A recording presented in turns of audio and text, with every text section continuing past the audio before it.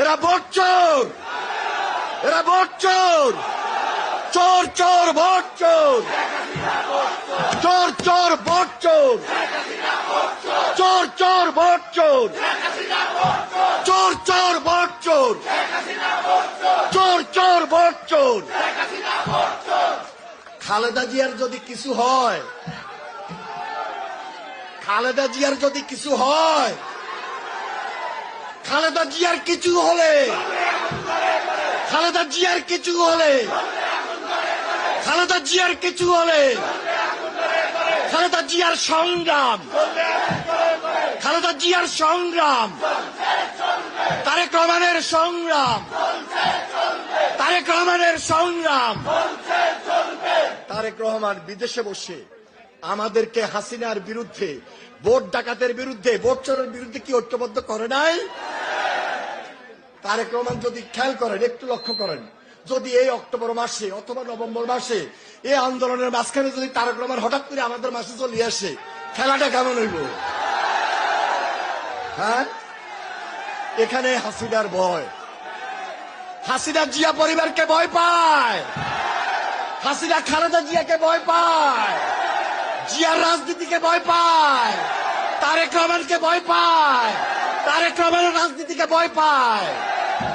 ভয় পায় বলেই আজকে হাসিনা আমার প্রাণপ্রিয় নেত্রী, যিনি মুক্তিযুদ্ধ চলাকালীন সময়ে বন্দী ছিলেন, যিনি মাদার অব ডেমোক্রেসি, যিনি এই বাংলাদেশে সংসদীয় গণতন্ত্র প্রতিষ্ঠা করেছেন, গণতন্ত্রের পুনঃপ্রতিষ্ঠা করেছেন,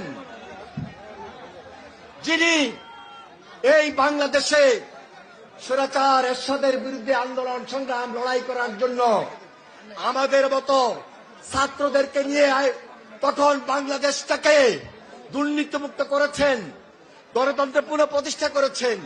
আজকে আমার নেত্রী বেগম খালেদা জিয়া, এই খালেদা জিয়াকে মিথ্যা সাজা দিয়েছে, অবরুদ্ধ করে রেখেছে, আমার নেত্রীকে মৃত্যুর মুখে ঠেলে দিয়েছে।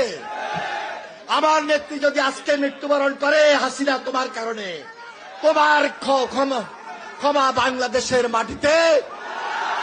এই হাসিনা, তুমি মার্ডার কেসের 1 নম্বর আসামি হবা। বাংলাদেশের লক্ষ লক্ষ কোটি কোটি মানুষ আমরা সেখানে সাক্ষী দিব। তাই বলছি, এখনো সময় আছে, বেগম খালেদা জিয়াকে বিদেশে যাওয়ার সুযোগ তৈরি করে দাও।